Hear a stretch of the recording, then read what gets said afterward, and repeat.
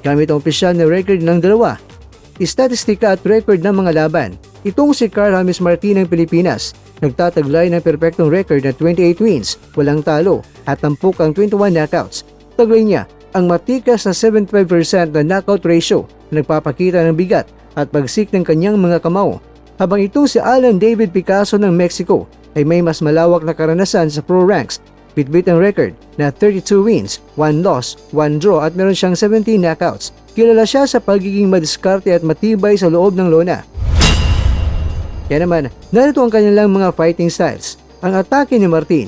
Kilala si Martin mga kakwento sa kanyang pagiging agresibo, mabilis na kombinasyon at lakas sa counterpunching. Bilang isang undefeated prospect na may bitbit siyang matinding kumpiyansa.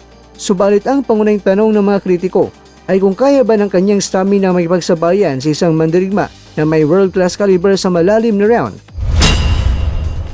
Ang katatagan naman ni Picasso mga kwento at estilo ng Meksikano ay nakasalalay sa walang humpay na pressure at solidong depensa at abilidad na sumipsip ng mga mabibigat na patama.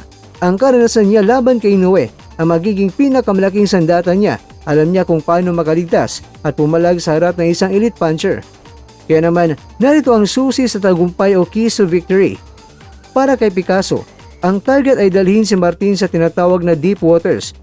Ang mga huling round